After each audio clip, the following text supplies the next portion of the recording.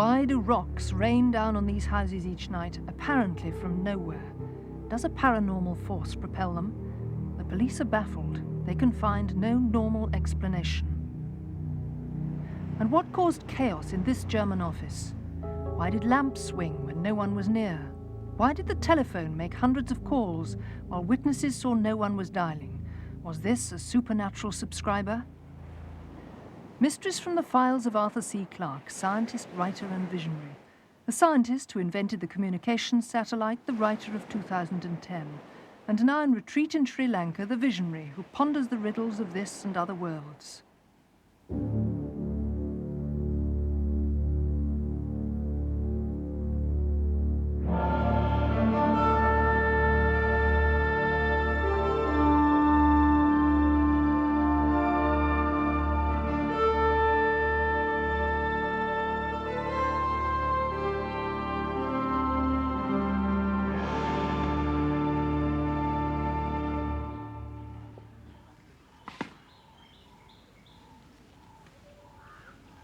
A few years ago, the people who live in this house reported an extraordinary series of events.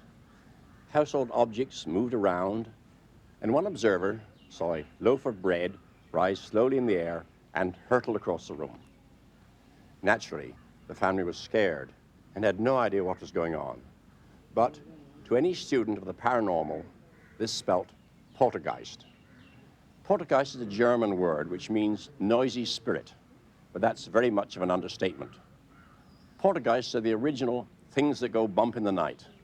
When there's a poltergeist in the house, there are strange bangings and crashings, furniture moves around, stones fall out of the blue, machinery goes haywire, all without any apparent physical cause. No wonder that, for centuries, poltergeists have spread alarm and controversy throughout the world. Thornton Road, Birmingham. It's not the quiet suburban neighbourhood it seems. 5 of these houses are under siege. Night after night, rocks rain down on them. The bizarre bombardment has lasted more than 6 years. Glass in every window has been shattered, forcing the residents to erect barricades to protect their homes.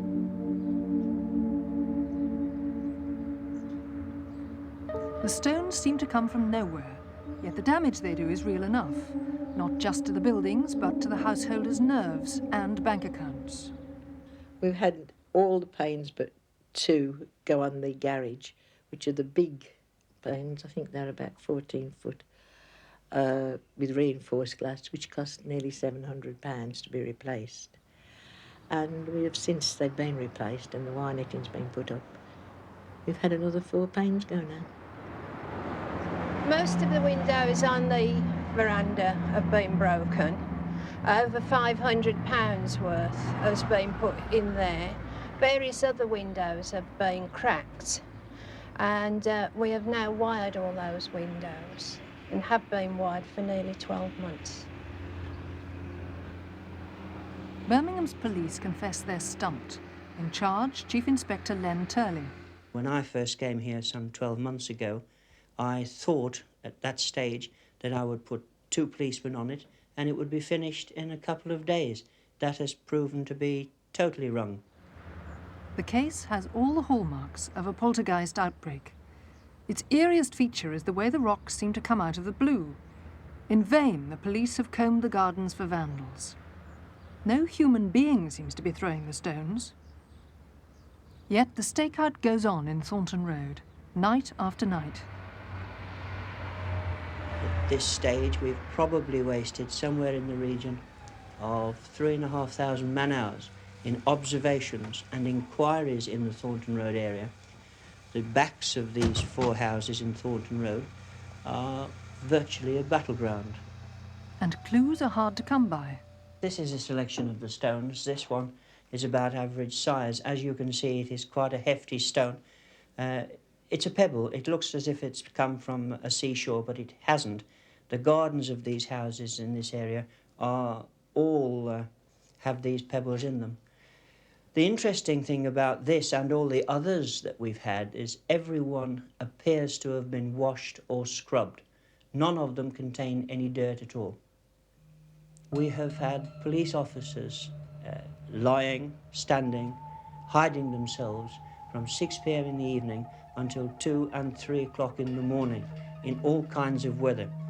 They have been on top of roofs of adjoining properties, and in all these occasions, the only thing we can say is at certain times, police officers have heard what they say appear to be stones striking the roof or the back of houses. In none of the occasions when we've been doing observations have we seen anybody. It's as though somebody's watching you, actually going up into a room and drawing the curtains, and you get stones come over as soon as you seem to appear at the window. You know, it's uncanny, really, because it's just as though somebody's focused on you all the time. I don't really know what's going on down here. This has been going on for a period of 18 months, and we haven't got a clue who's doing it at all.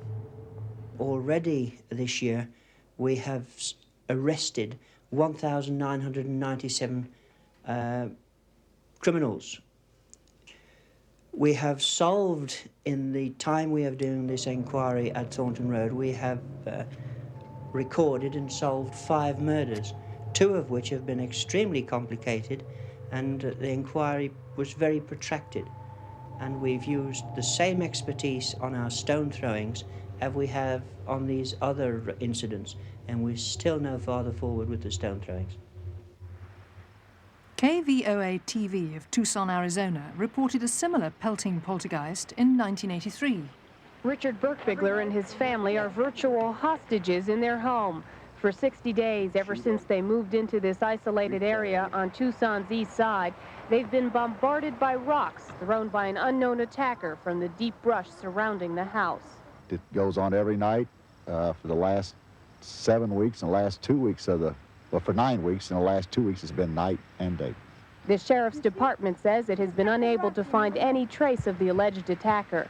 But while the search goes on, the Birkbiglers live in fear. A poltergeist apparently rampaged through a house in Swansea in 1965. The furniture was flung about and objects shot through the air, according to householder Mrs. Howell. I went out the back kitchen, and as I opened the door, this bottle came flying towards me. And of course I shut the door to protect myself. I opened it again and I seen this other bottle. So I just picked up the children and I ran out the house. As I ran out, my husband was coming down the street here, and he ran straight in the house, and by the time he got in there, all the place was turned upside down. It was terrible. The couch, the TV, everything just thrown in the middle of the room. I went upstairs, and when I got upstairs, the bedroom was all upside down. My little boy's cot was underneath the bed. If he'd have been in it, he would have been killed. And even the police, they had to break into the bedroom before they got there. They haven't got any explanation for it at all, because, as I said, it couldn't be nothing human, because how could it get out of the front bedroom down to the kitchen when the police had to break in? A poltergeist was apparently photographed in action in Teresa Costa's kitchen in France in 1955. And a poltergeist was blamed for ransacking a house in Abbott Road, Bournemouth in 1981. Food and wrecked furniture were strewn everywhere. Romanian teenager Eleonora Zugun claimed she was attacked by a poltergeist that bit and scratched. Inflamed wheals apparently swelled up on her body before the eyes of investigators in the 1920s. 50 years later, reports of a factory poltergeist caused mayhem in Manchester. The work here at night has to stop. And quite simply, the trouble is that the men are far too scared to be in these warehouses during those night hours. The funny thing is, a steel object weighing maybe a pound flies at an aluminium panel, and there's never a dent, never a scratch. A force of energy. It's like willing a piece of metal or something from one point to another. It just seems to lift itself and fly. From this pub in Barnsley, Yorkshire, came tales of a playful poltergeist. In 1965, Michael Collindridge was in bed with tonsillitis. He'd been given a walking stick to rap for attention. One day, he swore it took off and waltzed round the room. To the press, the dancing stick was a psychic wonder, and Michael will never forget how the astonishing antics began. Suddenly I was aware that the stick was moving along the top of the bed. It sounds quite incredible, but the top of the stick was just moving backwards and forwards. The Cranberries regulars still muse on the mystery. It actually went up the wall and operated like a pendulum, left and right, you know. It used to go backwards and forwards on top of the bed. And then it'd come up and stand on top of the bed. Then it used to tap on top of safe, and it used to play tunes. And different people went up and asked it to play different tunes. And tunes were recognisable. The one that I noticed was Jingle Bells. You used to tap 2 for no and 1 for yes or something like that. So I asked it, and they were all asking it questions, and it was tapping, so I says to it, I says, what's his favourite going to win first race tomorrow, like, you know? But no damn. X-rays at the local hospital revealed nothing. No secret devices for conjuring tricks. But Michael was kept under close observation. I can remember someone saying, oh, you know, will you take your hands out from under the covers? Which I did. I think actually just one hand was under the covers. Put my hands on the bed and the stick continued to move around. I then sat up. And I can remember that, sort of being sat up in bed with this sort of stick behind me there, still moving. Well, I stood fascinated watching it, thinking of trickery, but I saw no sign of trickery. I think, as far as one can say, it was some sort of spiritual influence of some sort or other, which was possibly attached to Michael rather than the stick itself. And one day, me and my father went up and we stripped off bed. There were no wires, nothing. But I still think Michael was doing it. Did you used to do it, Michael? No, I didn't. Nothing to do with me at all. Well, that was a good one. That was a good one. The attitude of any serious researcher towards poltergeist should be one of open-minded skepticism. Fraud is always a possibility, and sometimes the culprit gets caught red-handed. In this woman's house near Zurich, something was smashing the china. She called in researchers who left their video camera running, unknown to her 10-year-old daughter.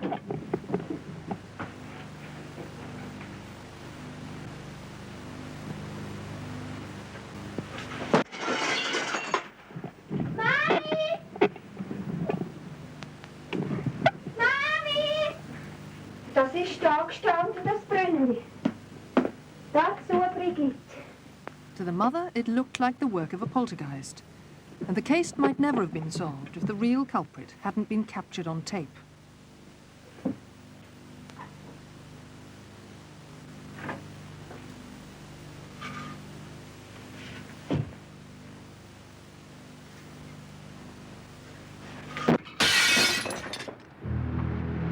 More crockery came to grief in this shop in the town of Bremen in northern Germany. Vases and glassware were smashed, apparently while no one was there. Yet it never happened when assistant Heinrich Schultz was out of the building. The experts thought he must be acting as a focus for the poltergeist. But 13 years later, he confessed that he'd done it all himself, and he even demonstrated his technique for the TV cameras.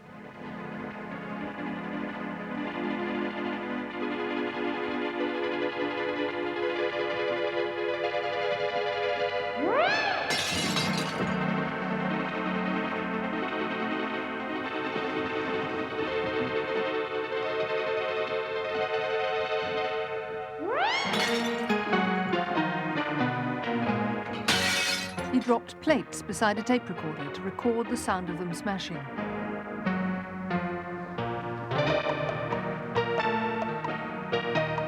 Later, he set the tape to play back from a hidden place. Others claimed to hear things breaking while he was out of the room. And a policeman who came to investigate found himself right in the firing line.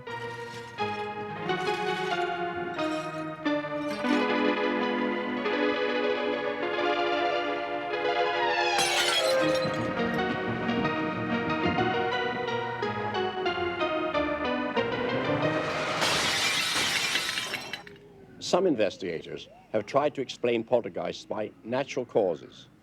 And there's one extraordinary case where the explanation was, quite literally, down to earth. Wisbeach, Cambridgeshire. In 1979, residents of the Mount Pleasant estate were alarmed by inexplicable bangings and rumblings, the terrifying trademarks of the poltergeist. There was that layer, they was making the glass vibrate in the house itself. After 2 or 3 days, it was getting quite bad. So much so, in fact, that you could feel the paving stones underneath your feet actually vibrating and scraping together. The manhole covers, you could hear them rattling. And in the house, you could actually see the ornaments on the mantelpiece moving.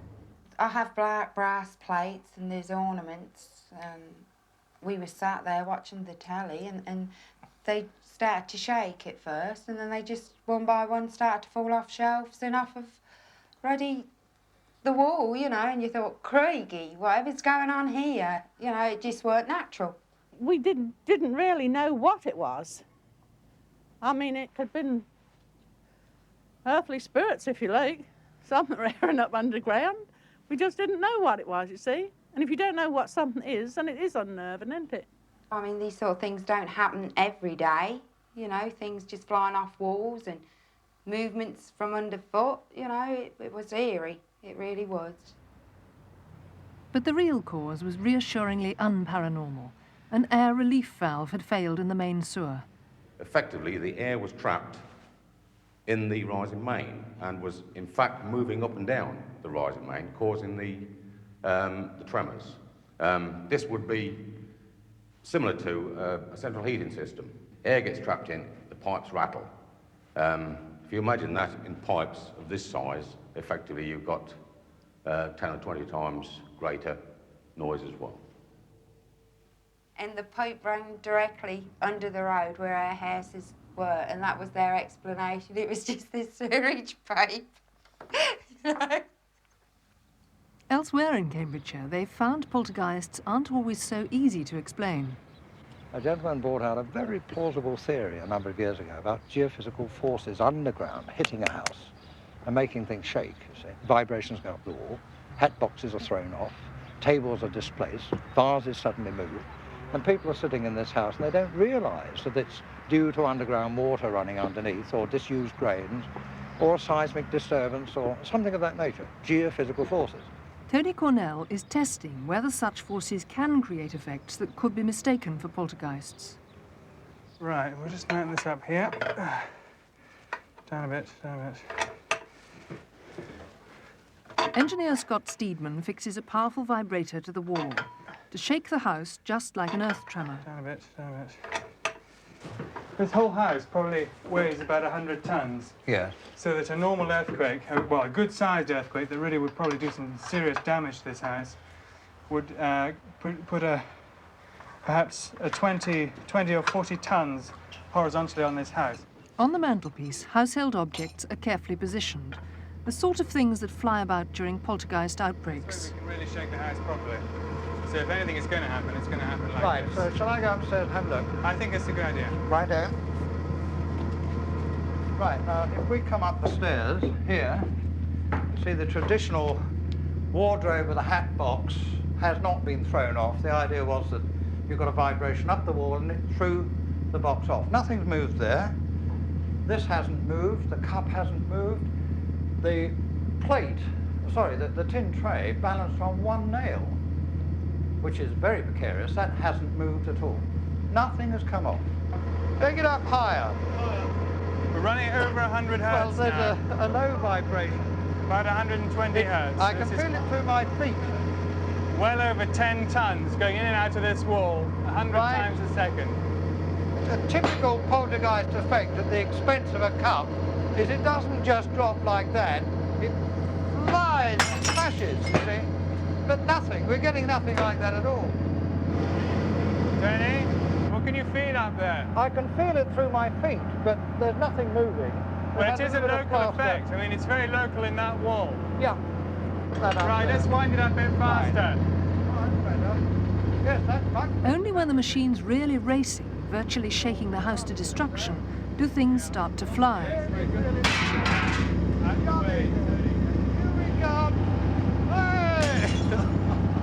get a nice... But the artificial earthquake has produced nothing remotely resembling the effects of a poltergeist. I think that geophysical theory, as pronounced several years ago, is dead as an explanation of a poltergeist. That's my view. I've always been fascinated by poltergeist stories. Almost against my will, I've been compelled to take them seriously because they show certain recurrent features. Often, though not always, there's a disturbed adolescent somewhere in the background. Now, as all parents know, adolescents can raise plenty of hell without paranormal aid. Nevertheless, this persistent feature over many centuries and in many cultures suggests that something strange may be going on.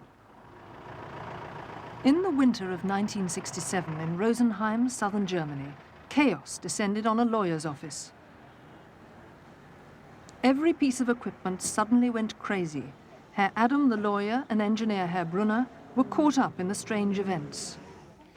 And they fell down. And there were glass splinters everywhere. And once I had a fluorescent light installed up there, and it rotated too. Even when it was on the floor, it rotated. It exploded once. Through there. Yes, then do you remember that painting, oil painting? Yes. Yes, she was sitting there making photocopies. I was standing here in the corner, and in front of my very eyes, the picture rotated. Here there was a metal cash box. The drawer was like this, and the metal cash box flew out at a right angle to the wall. It clattered out. Hurled across the room. Oh, yes. And the money was scattered all over both rooms. That's terrible. Hundreds of telephone calls were made to the speaking clock, 0119. Dialed at impossible speed, on one occasion 9 calls in 2 minutes, according to the bill. Here, for example, you can see a column headed 0119, one after the other 20, 30 times a whole page. The telephone company laboriously rewired the whole system, but the calls to the speaking clock went on. Professor Hans Bender, Germany's foremost parapsychologist, was summoned to Rosenheim. Soon he announced the cause of the trouble, the office junior, a teenage girl named Anne-Marie. She's now a settled housewife, but Bender believes she was the focus for a genuine poltergeist. Well, very soon we realized it is a case of poltergeist depending of Anne-Marie. When the girl was walking through the corridors, the lamps began to swing. We very carefully observed the swinging of the lamp.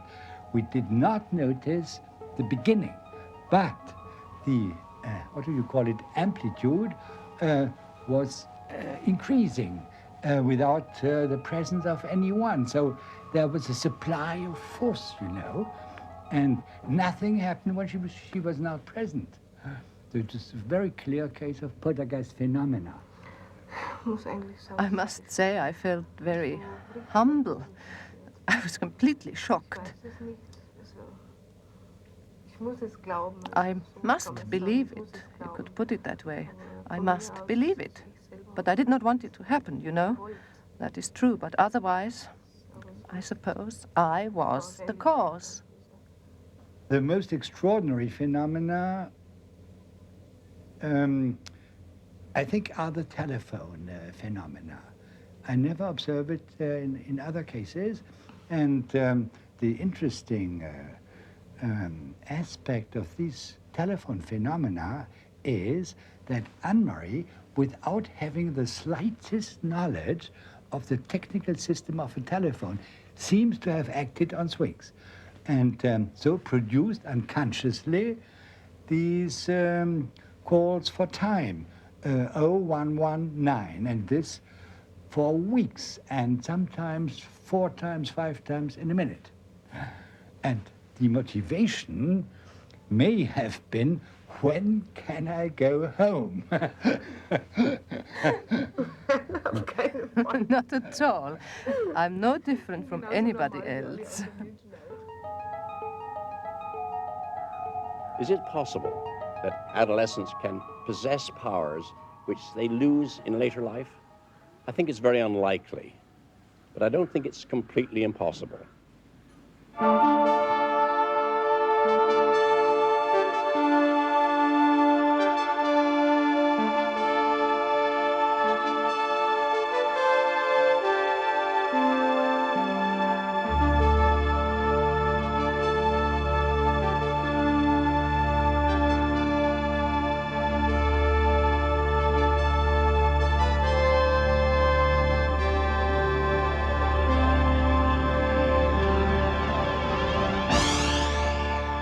Next week, ESP.